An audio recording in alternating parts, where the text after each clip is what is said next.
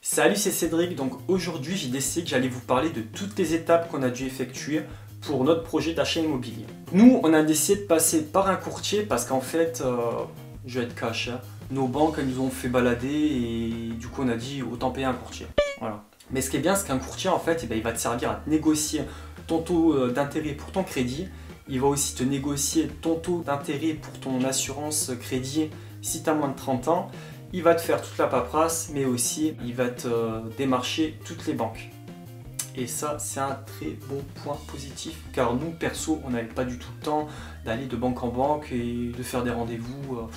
Non, nous, ça allait pas. Ce qui est bien, c'est qu'en fait, le courtier, au premier rendez-vous, eh ben, il va te dire jusqu'à combien tu peux aller pour ton crédit, et aussi si c'est faisable ou pas. Parce que si jamais ton projet n'est pas faisable, il ne va pas te dire oui, oui, oui, tu vas aller chez un notaire signer pour un compromis de vente et puis à la fin, tu ne peux pas du tout suivre. Et ça ne sert à rien. Donc voilà, si jamais le courtier est sûr que c'est bon, il va te dire allez, on fait l'étape suivante. Et l'étape suivante, en fait, c'est trouver la maison et faire réunir tous les papiers pour qu'il monte le dossier. Et si c'est pas bon, il n'y a rien du tout à faire. Voilà. L'étape suivante pour nous, ça avait été de trouver une maison. Donc nous, on n'est pas passé par une agence immobilière, on a trouvé directement par un particulier parce qu'au moins on a économisé des frais d'agence immobilière qui coûtent quand même un bras. Il y en a au moins pour 10 000 balles, 13 000, 15 000, ça dépend du prix de la maison.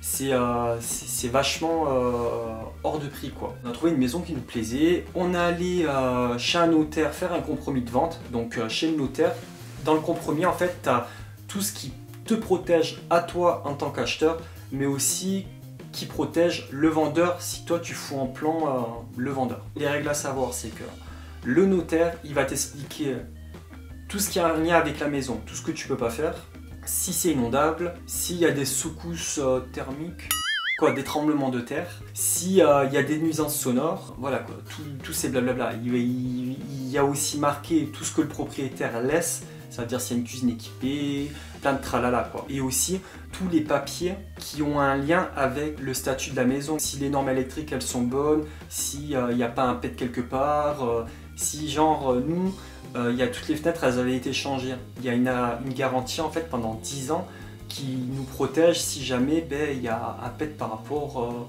aux fenêtres qui ont mal été mises ou je sais pas quoi. Ça, le notaire, il va te le donner. Dans ce qui te protège à toi, le notaire, il va t'expliquer que déjà, tu as 11 jours pour te rétracter si jamais t'es plus intéressé. Donc, si tu te rétractes, t'as pas de frais. Si tu vas choisir ton taux d'intérêt pour ton crédit. Donc, si le taux d'intérêt que la banque va te proposer est trop haut et que les 11 jours sont passés, tu as en droit de refuser parce que ça fait partie des clauses. Pour le vendeur, si lui, il se désiste au dernier moment, il décide de se rétracter alors que les 11 jours sont passés, lui, il peut te devoir des pénalités. Si c'est le contraire et que tu n'as pas de raison valable de te désister, toi, tu peux lui rembourser 10% de la maison. Vaut mieux bien réfléchir avant que s'aventurer dans des trucs comme ça en se disant ah oui et puis au dernier moment dire ah non et puis devoir payer des sommes astronomiques. Donc le notaire à nous, il nous avait demandé une sorte de caution en fait.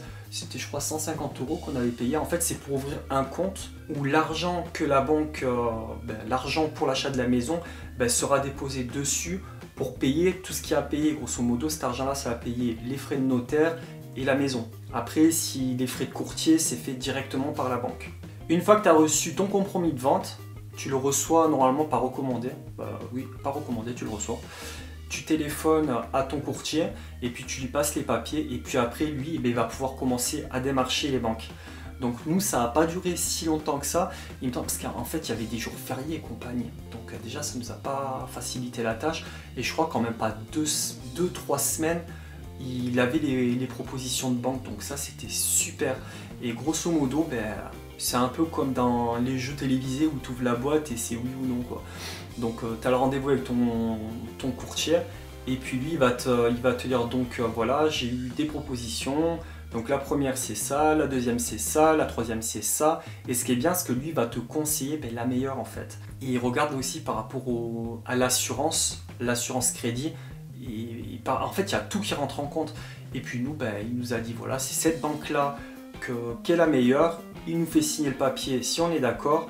Par la suite, on a dû aller rencontrer notre future banque pour la maison, pour ouvrir les comptes, les demandes de crédit, les patatis, les patatas, signer toute la paperasse. Et puis après, la banque nous a expliqué qu'il y avait un délai en fait quand on reçoit l'offre de prêt de 13 jours si je ne me trompe pas. En fait, tu peux pas l'envoyer avant les 13 jours. Parce qu'en fait, si tu l'envoies avant les 13 jours, ça veut dire que tu n'es pas d'accord avec le crédit et que tu n'en veux pas. Mais si jamais le prêt, c'était dans ce que tu avais prévu chez le notaire, vaut mieux pas que tu fasses de gourdes parce que sinon tu vas devoir payer des pénalités au notaire. À savoir par rapport au notaire, c'est que si tu te rétractes ou un bordel du genre, tu vas devoir payer 300 balles de ta poche pour les frais de notaire. Donc ça je sais, je me rappelle pas si c'est l'acheteur ou le vendeur qui les paye, mais il me semble que c'est l'acheteur qui paye. Une fois que tu reçois ton offre de prêt, il y a ton courtier qui va te dire allez, vous venez, on prend rendez-vous, et il vérifie que tout soit bon. C'est-à-dire s'il y a une petite erreur, tu signes pas, tu renvoies pas, tu t'attends l'aval de ton courtier si toi tu sais pas, que tu as peur de te tromper.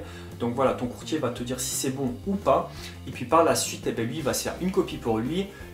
Toi tu envoies une copie à la banque pour l'acceptation du crédit, et puis par la suite tu dois envoyer une copie au notaire pour qu'il rentre dans le dossier, qu'il prévienne les vendeurs, le crédit a été validé par la banque et patati patata. Une fois que c'est fait tout ça, en fait grosso modo, il ne reste plus qu'à avoir le rendez-vous pour le jour de la remise des clés de la maison, et puis nous le 23 février, on va signer pour avoir notre future maison. Et franchement, j'ai trop hâte parce que je vous ferai des home tours, des vidéos où je suis en train de monter les meubles, plein de trucs comme ça, quoi. Non, ça risque d'être drôle, quoi. Franchement, j'ai trop hâte d'avoir ma nouvelle pièce et surtout avoir de la connexion internet et téléphonique. Parce qu'ici, j'ai pas de connexion 4G. Mais j'espère que franchement que tous ces petits conseils vont pouvoir vous aider si jamais vous êtes un couple et que vous avez le projet d'acheter une maison, mais qu'il n'y en a qu'un des deux qui est en CDI. Donc voilà, du moment que vos comptes sont bien tenus, qu'il n'y a pas de crédit, c'est un projet qui peut être fait du moment que vous restez dans le raisonnable et que vous n'allez pas taper plus haut que ce que vous pouvez taper. Parce qu'il faut prendre en conscience que voilà, que vous faites un achat de crédit immobilier, il faut le rembourser, mais aussi si jamais la voiture elle déconne et que vous devez faire un crédit voiture, faut pouvoir rembourser tout ça. J'espère que cette vidéo vous aura fait plaisir. Franchement, n'hésitez pas à me donner dans les commentaires vos expériences par rapport à votre achat immobilier, ou si jamais vous aussi vous voulez faire un investissement dans un achat immobilier. Et puis mettez-moi un petit like, moi ça me fait plaisir et j'ai trop hâte de vous lire. Et puis je vous dis à très vite pour une prochaine vidéo. Allez, bye bye.